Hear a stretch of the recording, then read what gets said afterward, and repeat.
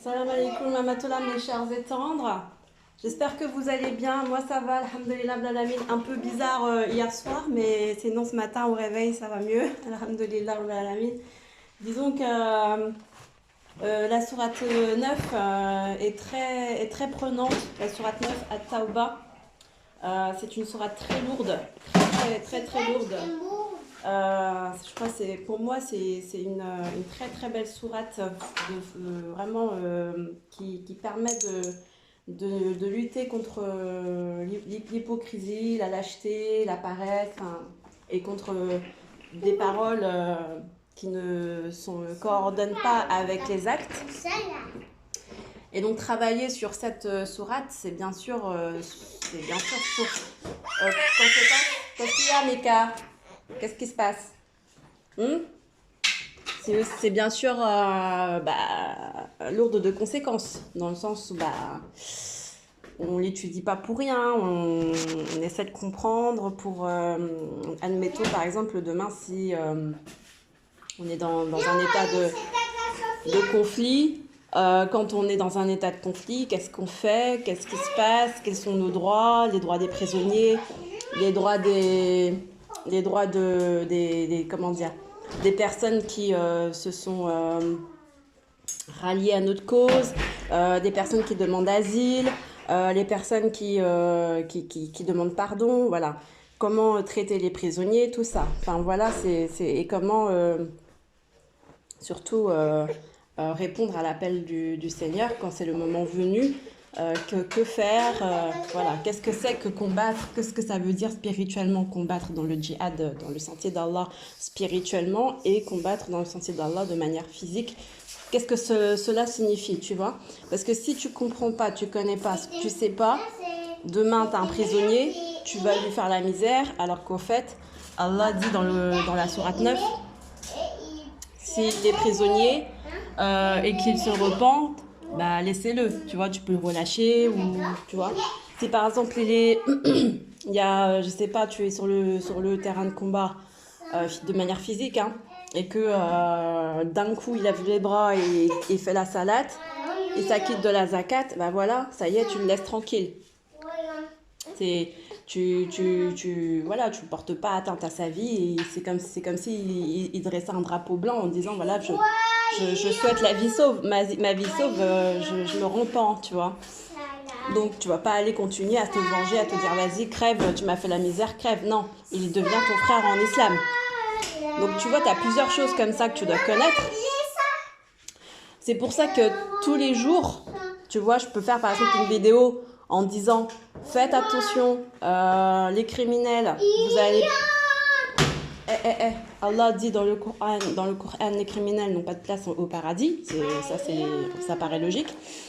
Mais le lendemain, on vous fait toujours une vidéo en disant l'appel d'Allah est là. Ceux qui veulent, les criminels, et même ceux qui ne sont pas criminels, veulent rejoindre l'appel d'Allah. Eh bien, Allah est pardonneur et miséricordieux. Ya Rafour, Ya Rahim. On le répète 70 fois, le chiffre 7, le code secret. C'est juste pour vous faire comprendre qu'il y a toujours cette porte de sortie. Dans le Coran, il y a le châtiment, il y a l'enfer, mais il y a quand même toujours la petite phrase que j'aime beaucoup et qui m'a fait aimer le Coran. Moïse, qui m'a fait aimer le Coran. Moïse, et qui fait qu'on ne s'enferme pas. Moïse, ça suffit. Oh, on dirait que tu n'entends pas. T'es bouché? Ça suffit? Non. Oui? On dit oui, maman. Oui, maman. Bon. C'est ça. Et vous avez... Ramenez-moi vos affaires. Et du coup, si vous regardez bien, vous avez toujours cette petite porte de sortie qui est magnifique et qui témoigne de la grandeur et de la miséricorde, immense générosité. C'est pour ça qu'on dit que Allah est Val Jalali wal Ikram. C'est toujours la même chose.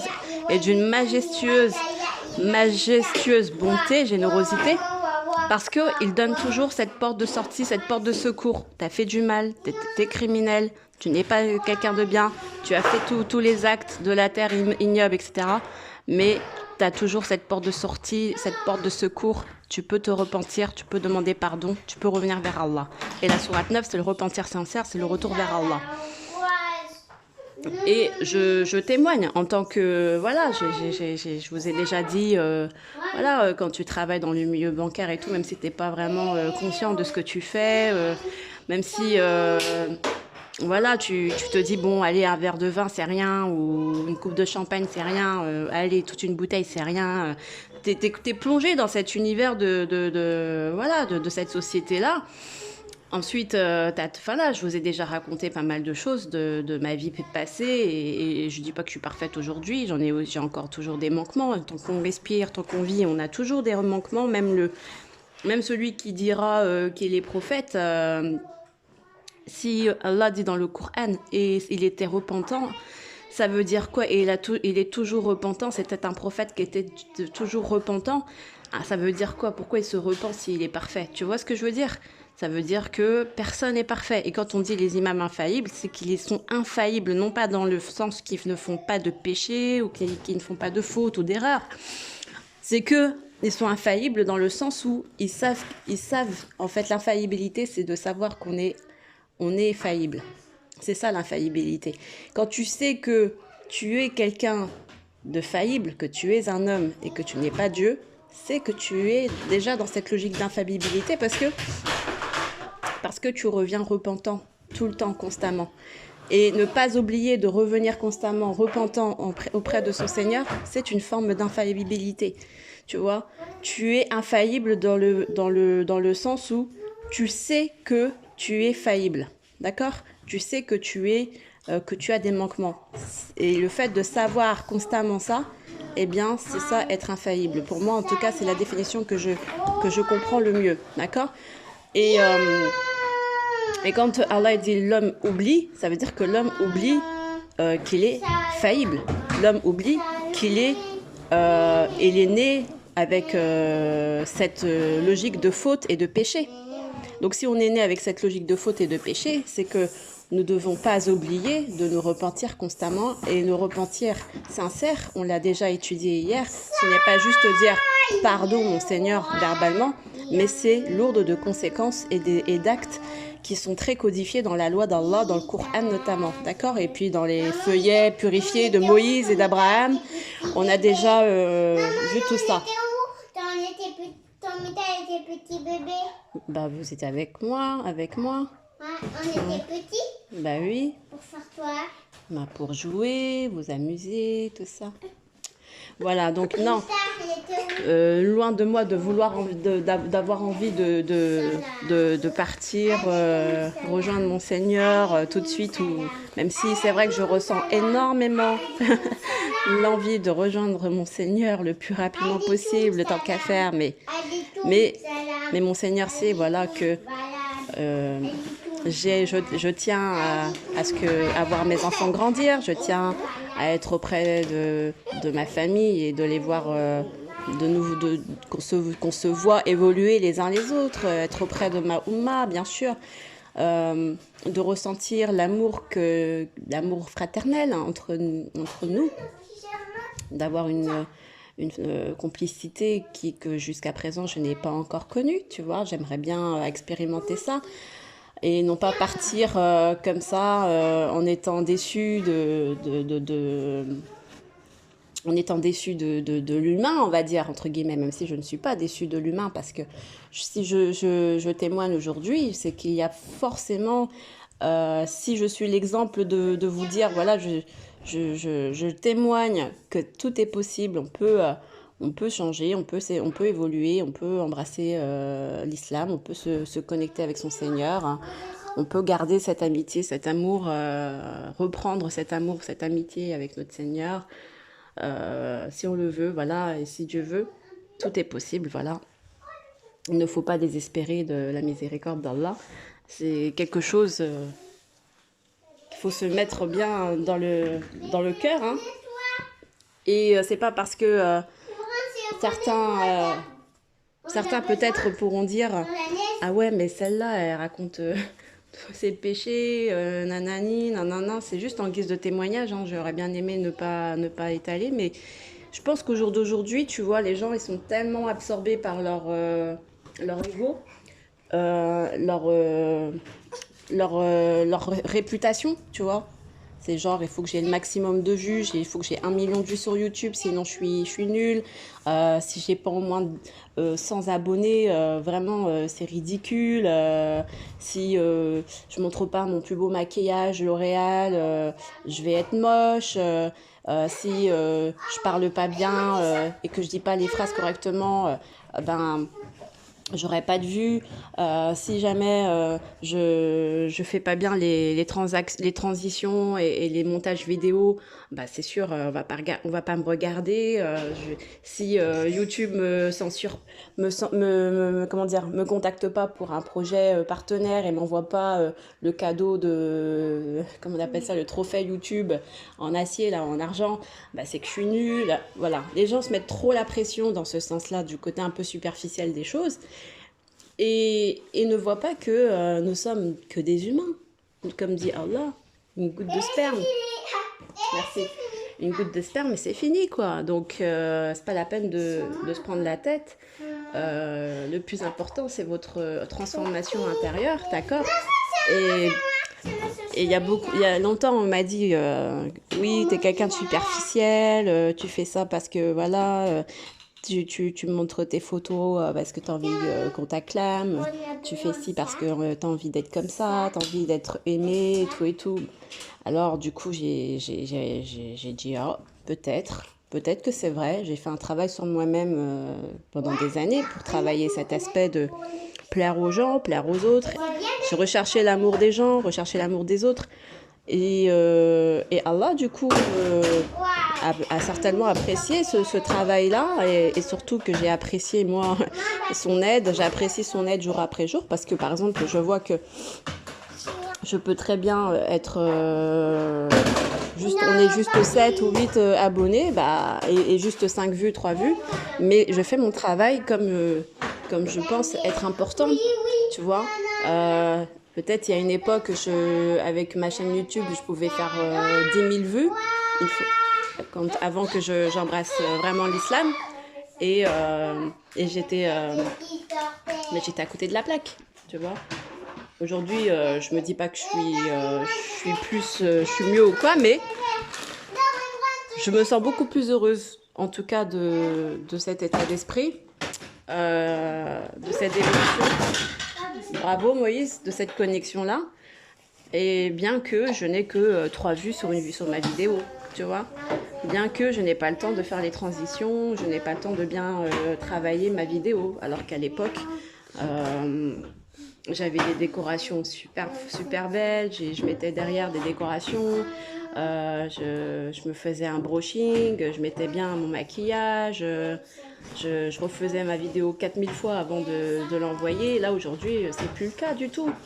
On va à l'essentiel, on essaye de ne pas être dans la superficialité, bien que la forme, je comprends, hein, c'est important, mais là, je ne suis pas dans cette logique-là, dans le sens où je n'ai pas le temps du tout. Je n'ai pas le temps, ce n'est pas la priorité de ma vie au quotidien. Je dois faire beaucoup de choses, vous comprenez bien. Mais voilà. C'est ça, alors c'est dommage. J'aurais bien aimé, c'est vrai, avoir peut-être plus d'interaction avec les autres, mais ça ne me rend pas malheureuse. Ça ne me rend pas malheureuse d'être à 5 vues ou d'être à 50 000 vues. C'est quelque chose qui... Je suis passée à autre chose. Je suis plus à ça près, tu vois. Mais je remercie mon Seigneur, puis bien sûr, je remercie mon Seigneur de pouvoir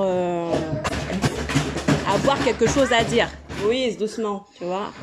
De pouvoir avoir quelque chose à dire et de surtout proclamer sa générosité, sa bonté sur moi, de vouloir en tout cas le meilleur pour moi, de vouloir le meilleur pour mes frères et sœurs en humanité. D'accord. Là, je vais partir en vacances, Inch'Allah. En vacances avec les enfants. Bon, on va pas loin, hein, on reste dans la région, mais ça va nous faire du bien, les enfants. Ouais, Allah nous a accordé ça. Mais moi, j'ai pas pu rester. J'espère pouvoir vous faire quelques prises. Moi, j'aime pas le miel. Ah, il n'aime pas le miel. J'allais chercher du miel à la campagne parce qu'on n'a plus de miel français.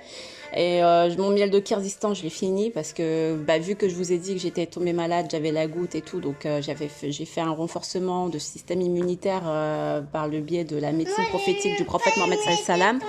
Et grâce à Allah, en même pas 2-3 jours, j'étais guérie. Hein. Alors, du coup, moi, maintenant, je laisse plus les recettes miracles du prophète Mohammed sallallahu alayhi wa sallam et d'Allah. Je tiens à les conserver, je tiens à les partager. Et j'espère que vous allez aussi adhérer à ce mode de vie, un mode de vie moins superficiel, un mode de vie plus à l'essentiel et un mode de vie simple et humain et chaleureux et consciencieux. Voilà. Maintenant, l'étude de la sourate 9, pour moi, je continue à le faire. Hier, j'ai eu aussi une très belle nouvelle parce que j'ai vu un reportage d'un jeune qui a bossé sur le sujet Afghanistan. Et il nous dit que donc les talibans se sont concertés entre eux pour aller voir la diplomatie russe, la diplomatie chinoise, la diplomatie vraiment aux alentours de l'Afghanistan. Et ils ont fait ça, je crois, c'était entre mai, juin, juillet, comme ça, tu vois. Donc, ils ont préparé le terrain, il leur a expliqué qu'ils ne voulaient pas attaquer ni la Russie, ni la Chine, mais qu'ils étaient dans cette optique de reconquérir leur terre pour l'honneur et pour ne pas... Et ils ont précisé, et surtout pour aussi éviter la transaction de vente d'opium, etc., de remettre de l'ordre, en fait, dans le territoire afghan. Et la délégation chinoise, russe, etc., ils les ont bien reçus, ils ont compris leur message et tout. Sauf que hier, je vous ai dit, du coup, les Russes ont voulu intimider en faisant des essais militaires et tout. Bon, j'ai trouvé ça un peu prématuré. J'espère que les Russes vont se rassurer.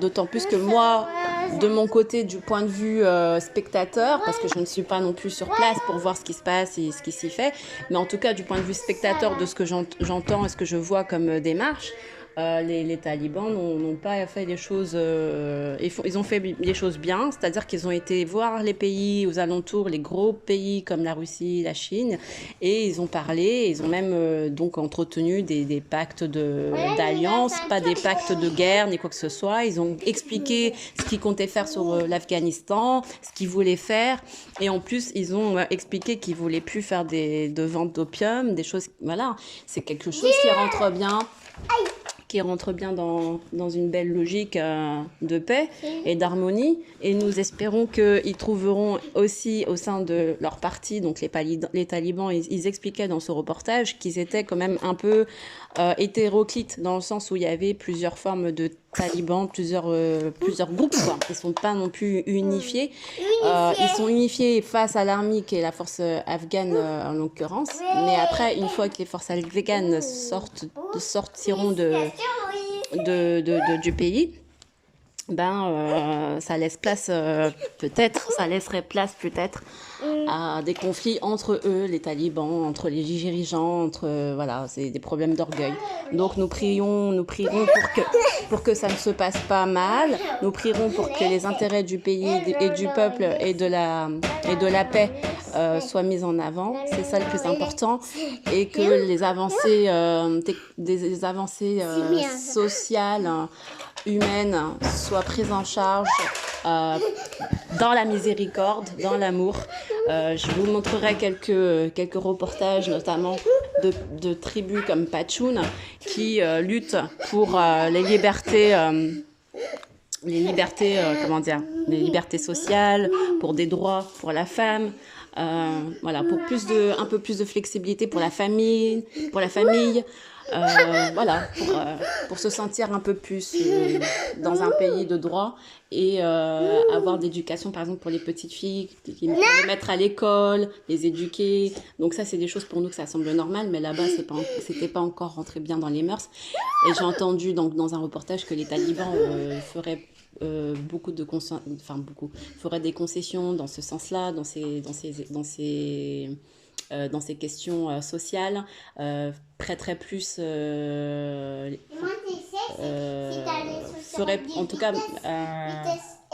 ferai plus attention voilà, à ce genre de questions Sur les habits. et mettrai du leur. Voilà, je ferai le nécessaire, j'espère, Inch'Allah, Amin. En tout cas, nous prierons pour eux, pour que la réforme se fasse, parce que, comme je l'ai déjà dit dans des précédentes vidéos, il ne s'agit pas non plus de retourner à un état de dictature méchant, sans miséricorde. Il faut prendre ça comme une bonne leçon. L'invasion américaine, c'est une bonne leçon, et ne pas reproduire les mêmes erreurs, ne pas retourner en arrière avec des lois liberticides ou contraignantes, comme on l'a dit dans Sourate 2 Al-Baqarah, verset 257. 256, 257, nulle contrainte en religion en islam, c'est-à-dire qu'il faut poser les bases, il faut suivre les lois, la loi d'Allah, mais il faut aussi trouver la porte, comme Allah le fait très bien dans le Coran, cette porte de secours qui mène à la miséricorde, qui mène au pardon. Si vous coupez les mains du voleur, comment va-t-il après se repentir, tu vois? En fait, c'est une forme imagée, parce que Allah dit bien dans le Coran, le voleur, coupez-lui les mains, mais de manière imagée. Après, il dit dans le verset même, il dit, coupez-leur les mains, mais s'ils se repentent, c'est mieux pour lui, tu vois, et pardonnez-leur. En gros, c'est un peu comme ça l'idée. Ah oui, Alors, pour pardonner, il est important de laisser la porte de secours, et la porte de secours, c'est, Imran, s'il te plaît, la porte de secours, c'est que les mains ne soient pas coupées, et qu'ils puissent faire un dédommagement et qu'ils puissent revenir vers Allah avec le cœur moins lourd. Voilà. Et le voleur de